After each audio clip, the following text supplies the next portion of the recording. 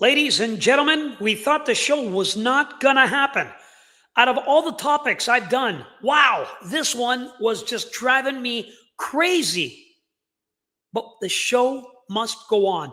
Dangerous forests coming up tonight. Stay tuned. Welcome to the Reveal Report.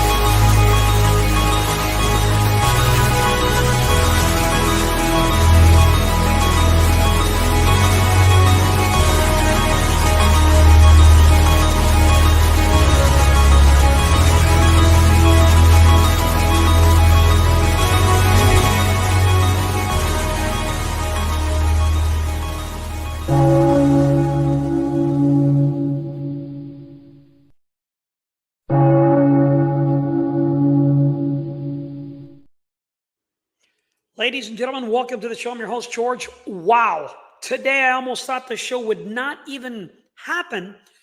I went through so much work and I was losing files. They wouldn't upload the information. It was a disaster. And I thought about maybe just doing it tomorrow or taping it tomorrow and trying to figure it out. But I figured I've got so much work and so much effort and energy into today's research. I can't stop. So we're doing the show. We're doing the show. It's happening a little later than usual, but the show must go on. And we thank you for everyone for watching. It truly means a lot. Man, well, I can't believe it. And we're doing it. Guys, I don't have Zelle. I do not have Patreon. And they're just blocking us from doing everything. So everything that you can do with donations goes a long way. So I'm on Venmo, guys. Go to Venmo now at George Iceman. And anything you could do, 20, 30, 50, 100. I'll take anything right now for all the work and effort, especially after today. The disaster, the effort, the energy that was put into today's show. Videos disappearing, not being able to upload. Just a nightmare. But the show must go on. We're here. We're doing it for you. And any and everything you can do helps and goes such a long way kicking off the month because we have some great content for you. So go to Venmo at George Iceman, guys. It means so much.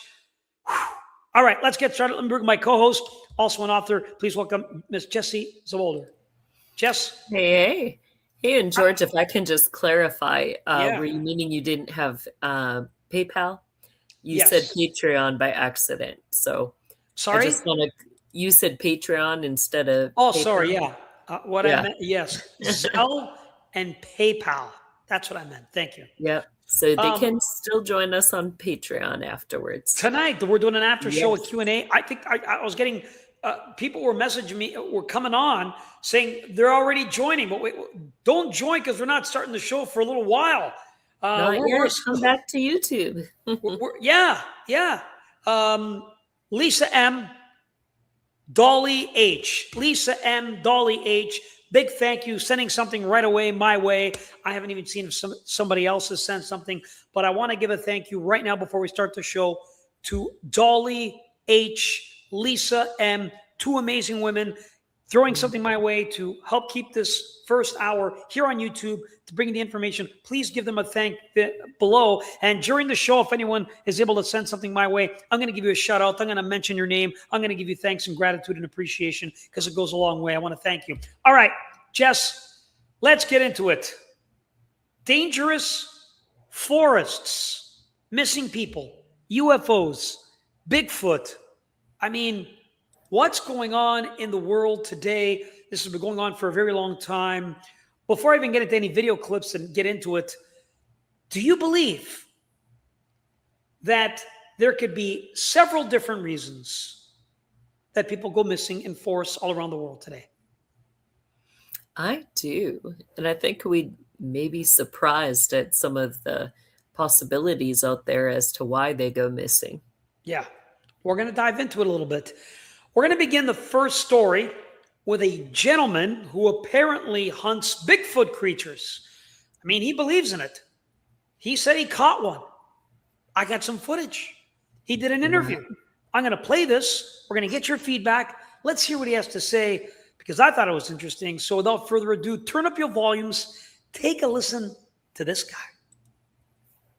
Snake the Bigfoot hunter, and he joins us now. To have found a decomposing Bigfoot in the Adirondack Mountains. Yeah, we have that body that you're seeing right there on your screen that is 8 foot long, 300 pounds, found just west of Old Forge, Central Adirondack Park. The reason we actually have this body, I believe, and I have been able to show it, is that we did not disclose this until we were able to get in front of a lot of people. We were afraid that that body would disappear, or that I would disappear, to be honest with you. Once it was out there publicly, I was able to get the Japanese documentary to come and film this. I was able to get verification from the Six Nation Indian Tribes of New York. And we had that full DNA report backing this up. It looks like something we haven't seen. But obviously there's a ton of skeptics out there. Those people are idiots. A lot of them are flapping their lips from behind a computer screen. They never actually go into the woods or been face to face with anything resembling that. So I understand if people are skeptical at first. But those 60,000 people who saw this in person, they left completely changed. And there's people who had verified experiences go in and see that body and came out crying. Next to where my body was, there was larger footprints, Rob. And after talking to a couple people who are experts, they also think that my specimen got in an altercation with another Bigfoot up in Adirondack Park. That is why he is deceased. This is only an 18 to 20-year-old male Bigfoot specimen at 8 feet, 300 pounds. So it would be unnatural for him to be dead at that age. So our theory is that he was trying to approach a larger, more dominant female. He was at this age in his life where he wanted to procreate, and that female Bigfoot was not having it. So there was an altercation there, and these things are violent. This is not Harry and the Hendersons. This is not some Hollywood movie. I swear to you, Rob, like, these people out there think that this is something to mess around with or joke around with. This is serious stuff, and these things can kill. These things are very violent. This is 58.5. The greater percentage of this creature is essentially like a caveman. So they are very intuitive. They're very reactionary. They are nomadic. They do not mate to form family units. They are not your friends. There are very few of them. And this is just like the good Dr. Jane Goodall said. She said, if Bigfoot was out there, it would be a remnant Neanderthal, and that's exactly what we got. Wow. All right, Jesse, let's get your comments first on what he had to say. They showed a clip. I got some more, but your first idea or concept, this guy is a Neanderthal, caveman, half gorilla. Yeah, like it's hard to imagine. I don't know. Like I think I tend to think more like Harry and the Hendersons, you know, that you have a creature, and depending on how that creature has been raised or treated, you know, I would think they would be very curious. I think that it would be more like your gorillas or some of your primates where, you know, you can have that gentle side. You can have them wanting to communicate. But, you know, so I don't know if I necessarily agree with him. I guess I've never been face to face like that with one. I probably would be hesitant, George, and not be quick to make friends. But on the other hand, you know, maybe if you offered a fish or something, might become you do your best not friend. believe in Bigfoot. Is that what you're saying right now? I did not say that at all, actually. Jess, I do believe in Bigfoot. There's got to be something going on with these creatures. Let me show you an actual footage. He opened up a type of museum where he put this body. He had scientists, people come in and see it. The reason he put it publicly before he even contacted the authorities or anything else, because he didn't want to go missing. He didn't want them to take away the body and something would happen. So he wanted proof of it. So I have a clip of somebody really quick of this thing I want everyone to take a look at, and then we'll touch on it a little bit more. Here it is.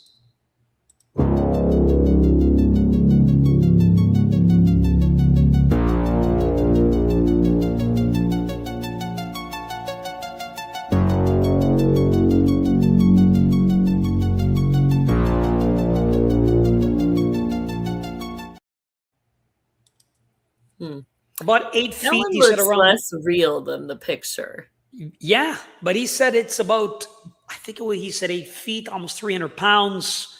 Wow. Big.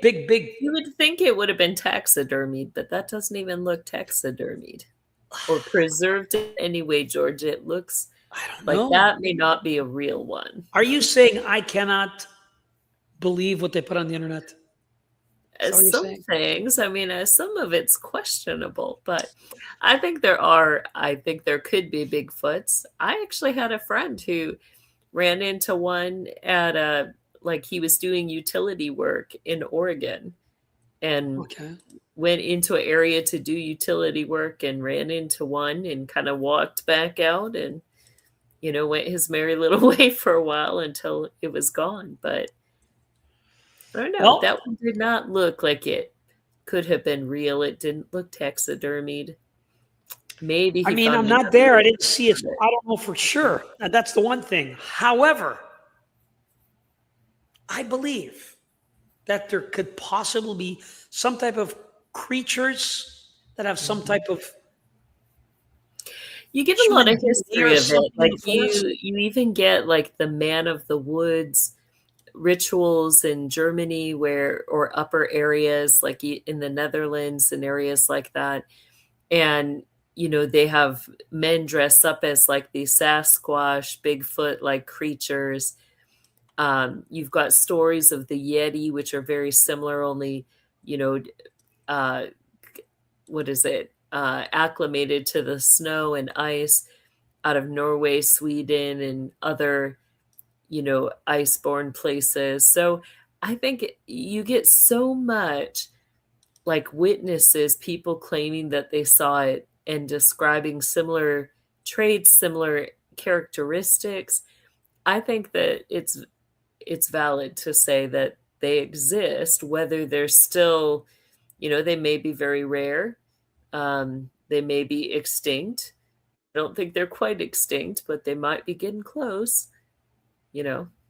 Well, we'll still have to dig deep down this rabbit hole. There's more to it. It's not just creatures, but other things as well that we'll get into. But breaking news, Jesse. Breaking news.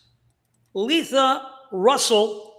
That's breaking news. Letha Russell just sent something on Venmo. Holy smokes, we're on a roll. We got 3 wonderful ladies who sent something. We're starting off Monday correctly. So I'm happy. This is great. Letha Russell, thank you so much. Breaking news. Anyone who sent something, we're going to interrupt the broadcast to give them a shout out. They deserve it because this goes a long way to keep the show going. Okay. All seriousness, Jesse. We got to talk about the national parks.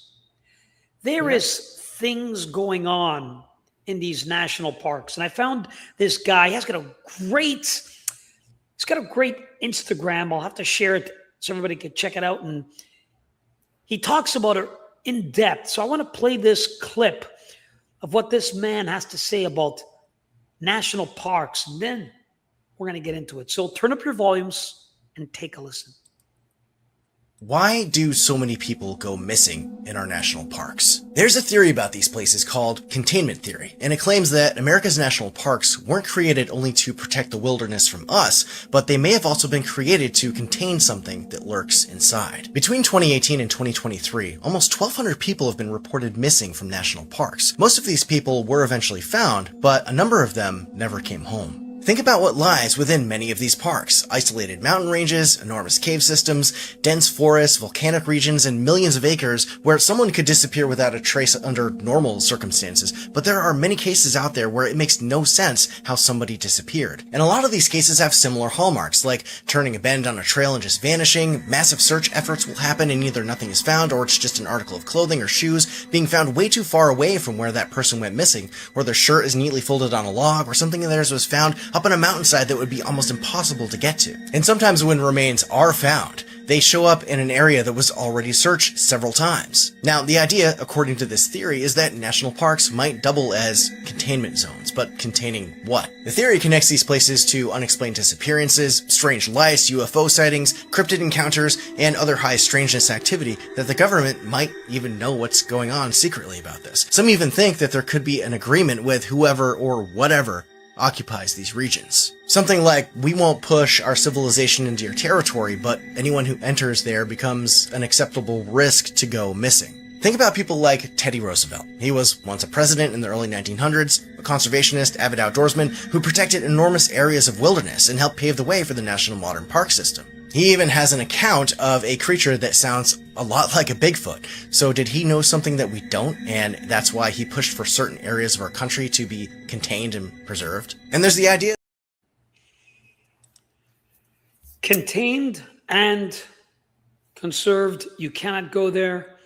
Burials. This guy touches on portals, possible alien beings, and so forth. The parks are built to contain. Interesting choice of words. Jesse, your thoughts on what this man had to say?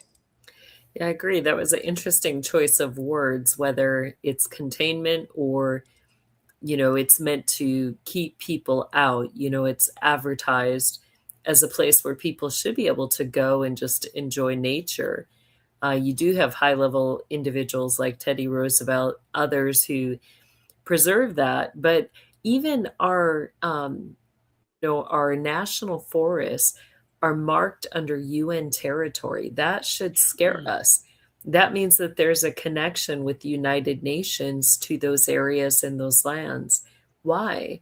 Why would another country or multiple countries, universal jurisdiction, have authority over those areas? We know that national forests are marked under their own jurisdictions. They have their own courts, their own rules, regulations, their own law enforcement. They take care of all of the issues that occur on that land. I think all of that makes it easier for people to go missing. And, who knows really what's being done about that? Is there a collaboration with individuals that are there? We know the elite have been engaged in things like hunting parties. Is it only for animals, or is there something more nefarious going on?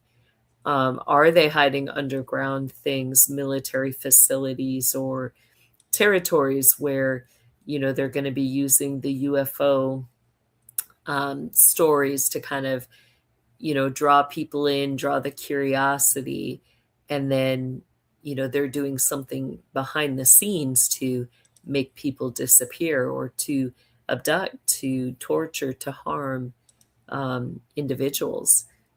It really is a deep rabbit hole, and I think he covered it quite well. Yeah, he really did. Yeah. I saw a documentary, 411 Missing. We're going to touch on it. He did an amazing job.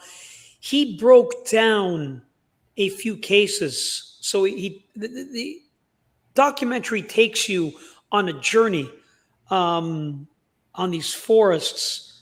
And again, with real interviews, real life evidence, family members, each case was suspect, meaning they weren't similar in who it could be. A lot of strange occurrences, if you know what I mean. And I don't want to go down a deep rabbit hole right now, but I'm telling you guys, you should definitely watch this documentary. I'll pull it up on the screen very soon so everyone can take a look at it. But the voices are another thing. The sounds that we hear, Jesse, specifically Appalachia. Something about this territory, this land. There's just something about this place. It's a little bit spooky. A lot of people go missing. Sounds, creatures, sightings. We're going to get into it. I'm going to play a quick clip of a sound, but does it lay on ley lines? Is there a portal? Is there an underground city there? I mean, anything. Your imagination runs wild, but things are going on that are just sometimes very hard to explain. I'm going to play this clip if everyone could take a listen to this voice. It's trembling, or the sound at least. Take a listen.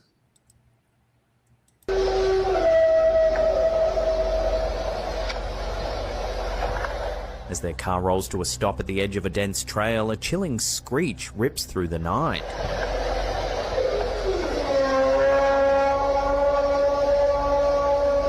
I'm starting to regret that I stopped at this rest stop.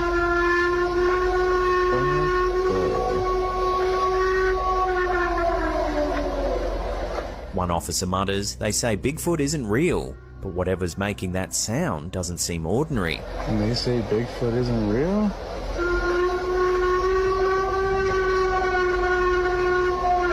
I don't even want to stick my arm. That sounded big.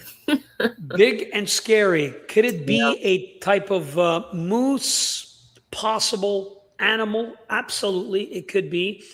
But I've heard like children and in some videos and so forth. Bizarre, the things they could hear in the forest. It's hard to believe it would echo that much either. Like, it really sounded like it was big and it was having, its voice was being carried a great distance. Yeah. Which then you start to think, okay, that kind of sounds a little bit like a moose or a elk or something, but it sounds bigger. Is it a Sasquatch? Could it be a dragon? That kind of sounded like a dragon, That's you make an interesting dragon, like an actual dragon. Yeah. What would a dragon be doing in the forest there, Jesse?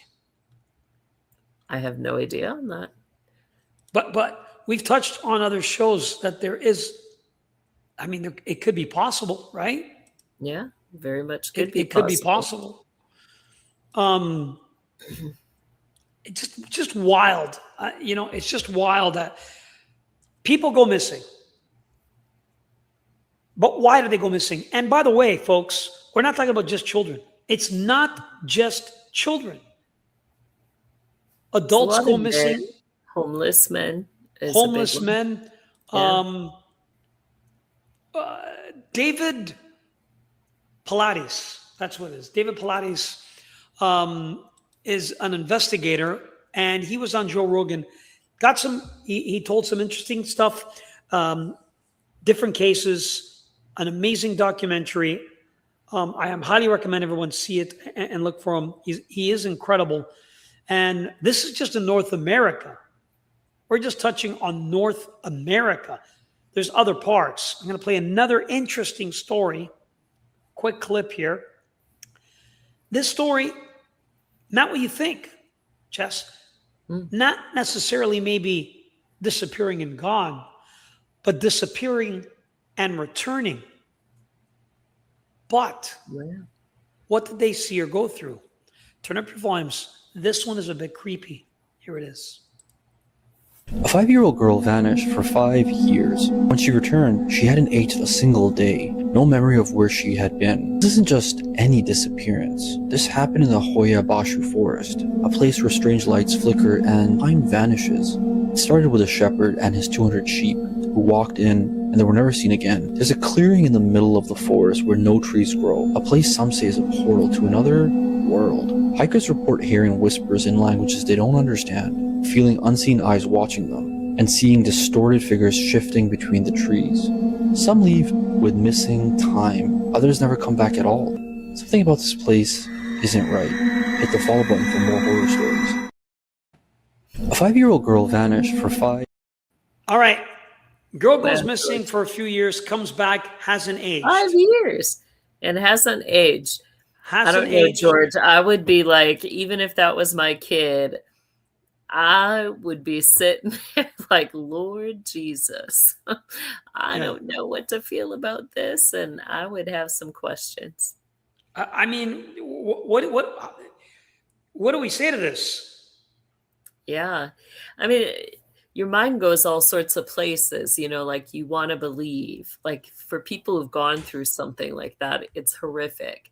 they want to believe their family members come back. Their first response is, oh my gosh, they're back. But to me, that's like the setting of a nightmare horror movie. I would be watching intently. I would, in a lot of ways, that, it's hard to believe that somebody could be in the spirit world that long, never age, and then come back and be normal.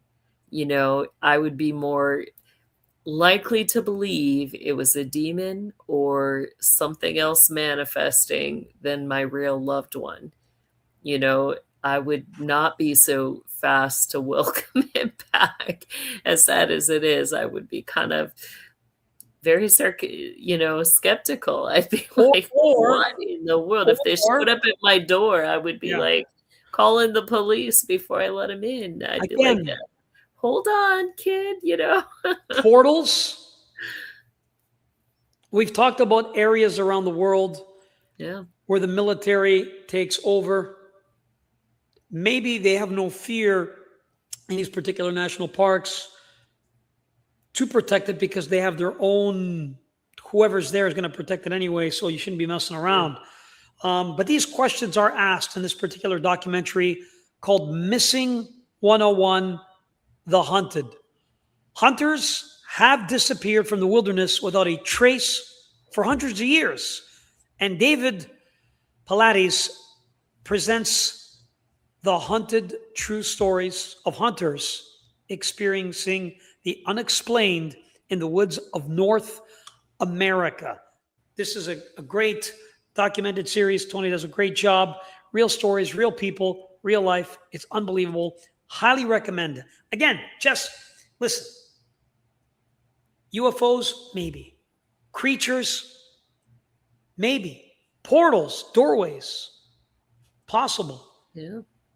Evil human beings doing things to other human beings for many reasons, possible. Yeah, but very possible. What we haven't touched on is the power of the forest when it comes to magical practitioners, witchcraft, the occult, ritual, magic.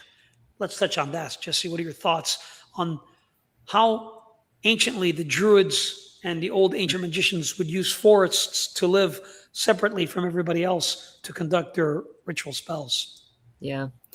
You still to this day have altars that are set up in wooded areas. You have, covens in different areas that will have a druid over them and a mother goddess. And they're going to make contracts with the entities of those forests. They believe that they're making contracts with tree spirits, all sorts of different spirits. And, they're going to attend those altars. With that, they're going to be gathering during the moon rituals or the moon cycles and having their rituals. You have one of the highest level practitioner books, The Golden Bough, speaks of the killing of the king ritual, which is done in the woods.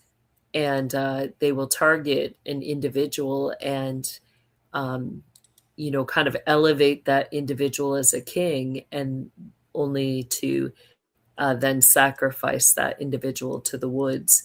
And that's kind of selling it short what they all do. It's a pretty graphic ritual, but people can look up the Golden Bough. You can see that.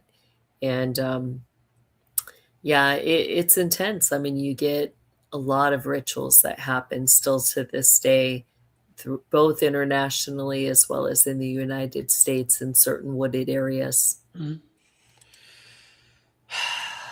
These things happen, Jess, and they occur. People don't want to believe it, but it actually does occur, especially in forests. In some places, you would take off your shoes, your socks. You wouldn't have clothes except your robe. Some people forests behind universities. Sorry, that's a huge forests that are behind certain universities. That's a huge area where occultic activity happens. Yeah, and you'll see like the torches in the, in the midnight and stuff like that. You'll see people walking with torches or candles. Yeah. I mean, from the Warrens, they specifically have a story and a artifact of a type of scarecrow used in a demonic ritual. They were going hunting. Ed Warren and his, it wasn't the son-in-law, but somebody that was with them. And they saw this, and Ed Warren knew exactly what this was. And he went to grab it. And I'm going to try and find it and upload it here for everybody. It's somewhere. And anyway, this thing that he took was used for sorcery, magic rituals, and it was in the forest, in the woods. So he took it away. Something happened to Lorraine like a day or so later where Ed and her were outside, and she literally got thrown across the lawn, had to go to the hospital. And Ed knew exactly who it was. And apparently it was a guy who ran a certain cult who said, don't ever touch my things again. This is real. This really, really happens. And it exists. And again, there's power to the wilderness, to the trees. They're alive. The forest is alive. Grass, soil, water, running water. I mean, so much we could touch on that. The power of a stream. And the meaning behind that when it comes to energy fields and spiritual beings. So much could go on. So it's never ending in regards to what can it be? It could be anything, couldn't it, Jessie? It could be. And they do, they're going to pick ritual areas where there is a high amount of energy. And, usually there is water close by wherever they're wanting to do rituals. Yeah. There's a forest in Romania. A lot of stories about this forest. And I found this interesting clip. And I want to play it for everybody. And I want to get your take on this, Jessie. Romania, of all places. Now, I will say, Romania, for those who don't know, are one of the only places in the world where witchcraft did not go away. Everywhere else, it's kind of outlawed. You got to watch out, so forth. It kind of just evolved and changed. And now you could find tons of Romanian witches. And it's pretty open. You go to their house and you pay them a fee to work on your behalf, to do root work and so forth. So Romania is known for a lot of ancient folklore and occultic nature. So anyways, let me play this and get your take. Here it is. You don't go into that forest at night. You don't go in alone. Some people don't go in at all, ever. The forest is named after a shepherd, Hoia Baciu. The legend says he entered the forest with his flock of 200 sheep and was never seen again. Neither were the sheep. This is the kind of story that sounds simple until you sit with it. That's a lot of sheep and a person to just disappear and you don't find the bodies. Yeah, it's weird. That's something in that time period. I mean, that's going to terrify you and you don't have any explanation. That would be scary now if someone with an entire herd of animals just disappears and you can't find bodies or locate anything. In the 1960s, Romanian biologist Alexandru Sift began documenting the forest systematically, the first person to do so. Sift photographed unusual atmospheric phenomena like lights, shapes, forms moving through the trees that he couldn't account for, and he documented the forest's most famous feature, the Poiana Rotunda, the round clearing. The round clearing is exactly that, a large, near-perfect circle in the center of the forest where nothing will grow. Trees surrounded on all sides, inside, bare earth. Scientists have tested the soil repeatedly. The chemical composition is normal. There's no abnormal acidity or toxins. There's nothing in the soil that explains why seeds won't take root.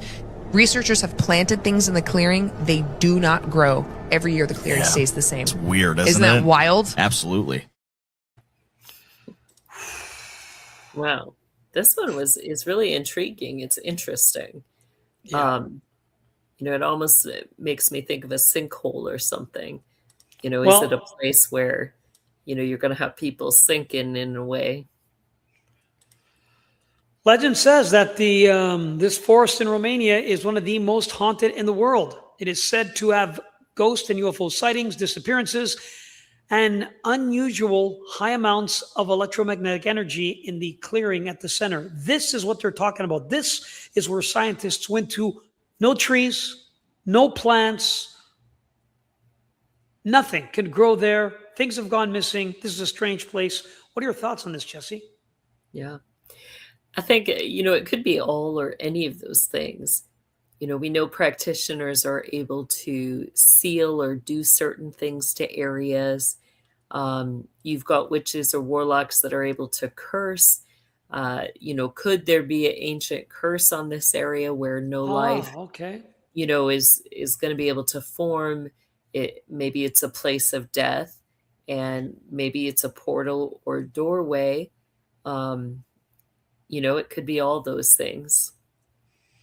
It's just so strange, Jesse. I'm trying to get this photo to share with everybody of the trees, because this is the middle of one part of the forest, but the trees very strange in its shape. It's like they're almost like they're planted in a circle around. Yeah. They're all the same height and length almost, which is kind of odd because you don't get trees that naturally grow that way in a circle facing each other. And the shape of the trees, Jesse, maybe that doesn't do us justice. So let me show you the shape of these trees. Here we go. Are they interesting. All curved, huh? And we know, what certain forms of witchcraft or wizardry, they're able to bend, twist wood. Like some of the places we went that were haunted, we saw that twisted vine work into portals that witches would use to get from one place to another. Similar, but it's not quite as twisted. Do you think they did it for a scare factor? Is there maybe, it almost looks like a horn of types. Like, do you think it could be used as a horn or something to make noise, to call forth? I don't know. What I do know is that there's a theory about ancient trees, massive ones, which next month, me, you, and Gary are going to do a show on. Oh, awesome. Trees. You might not think it's going to be a very interesting show, but I promise you this topic is going to blow your mind, because we're going to get into a deep down rabbit hole when it comes to trees and tree stumps. Interesting stuff here, folks. Yeah. So stay tuned for that. Next week, however, Gary joins us, and we're going to talk about the different layers and levels of heaven in different religions. The folklore of some people say there's 3 heavens, some say 7, some say 10. We'll talk about Enoch and others, and the Catholic idea of heaven. So next week, right here, we talk about heaven next Monday with Gary Wayne. So join us. It's going to be great. Jesse, again, it is a sacred place, the forest. And if there's one thing from these stories that we've learned is it's probably not a good place to go alone. Right. Probably not a good place to go without a cell phone, flashlight, water. I just don't think I don't care how brave you're trying to be. Just saying, probably not the safest place in the world to be, in a forest where people go missing, especially at night. But you've talked about how the earth is a battery. We talked about how trees have energy and feed you. Yes, go to a park where it's filled with people. Take off your socks, stand barefoot on the grass. It's incredible. This is a new age. This is real. And let that negative energy soup out of you and get the positive energy from earth, because it's alive and God is within the land. He's within us, and recharge yourselves in a place like that. It's beautiful, but you need to be careful where you go. You're hearing stories of animals gone missing, adults, homeless people, children. Sometimes you find their body parts. Sometimes they appear, they're never the same. Things can appear, creatures that are not documented, UFO sightings. It's such a deep rabbit hole, I got to tell you. So maybe just start off with this Missing 411, The Hunted. Yeah. It's quite an interesting documentary. I continue to look at these and I'm fascinated with these stories. And that's why I wanted to do the show today, Jess. I saw one of his documentaries. I thought, let's touch on that because there's so much going on in this world with people disappearing in these national parks, especially. So be careful and give prayers to the Lord for protection, always. Jesse, your thoughts on today's topic and what advice you'd give to people thinking about maybe going into the forest? Yeah, it's a heavy topic, and I think the key is not to let fear reign in our hearts. You know, the Lord's created beautiful things for us to enjoy, and I think there's wisdom in, you know, always letting somebody know where you're going, you know, not going alone, being prepared, having things with you. I mean, you hear some of these stories, you know, and how easy it is to trip and fall, you know, go down a hill and find yourself in a position, you know, that you don't have the things that you need. So, you know, anything can happen. And in those moments, you know, what do? We need to lift up our eyes to the hills and, you know, trust the Lord to be our help. I'm somebody, you know, I think we can't live with a constant fear upon us, but, you know, there are things we can do to be wiser and not purposely put ourselves in situations that could turn out bad. Yeah. I mean, there's some crazy locations out there. People are sharing it in the comments. Again, just watch out. There's different areas, and you'll hear about the natives will tell stories of what to watch out for, and be careful and stay vigilant, everybody, and be careful going into parks, going camping. Yeah, the Lord Jesus Christ walks with you if you allow it. Well said. Love it. Great. Yep. Jesse, I want to thank you again and appreciate you being here. We'll get an after show after this where we're going to get to ask questions. I'm sure people on Patreon have some questions. Usually, ladies, we go even deeper. I can't really touch on things too much on YouTube, but I promise you the conversation is going to go in a whole different direction when we get on Patreon. So join, ask some questions, and hear what some of these people have to say as we dive into it. It's incredible. Jesse, how can people support and follow your ministry, by the way? Yeah, I love that we covered this topic tonight, and it really goes along with what I've got going on this month. On August 28th, I have the Trace It Back to Decoding, which that's a series where we're going back, we're learning how to look at the areas where we grew up in our childhood and look at how the system has been working within those regions. And this month, we're going to get into, you know, learning how to read the coat of arms for the diocese and the universities. So I encourage people, you can register for that on my website, kingdomlivingwithjessie.com. You also can support me and find my courses, books, all of that, all of those things on both my website and patreon.com/Jessie Czebotar. Amazing. Guys, we appreciate all the love and support. Thank you for being here. It means so much. I said earlier in the show, you can't control what they want you to do and what they want you to see. And sometimes we're being shadow banned.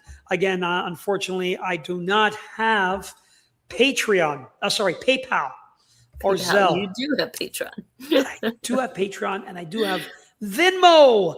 So 3 amazing, beautiful women help me out. Thank you so much, ladies. It means a lot. If you can too, it goes a long way. 20, 30, 40, I don't care how much, guys. It goes a long way.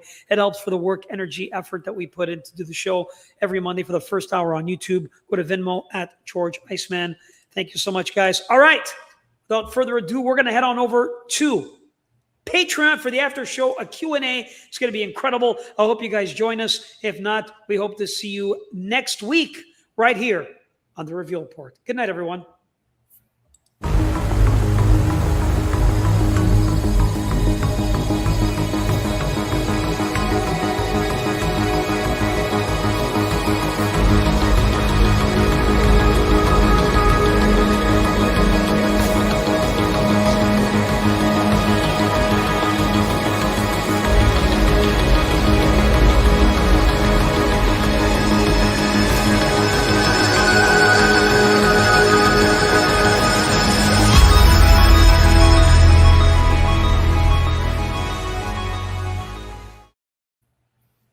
Great.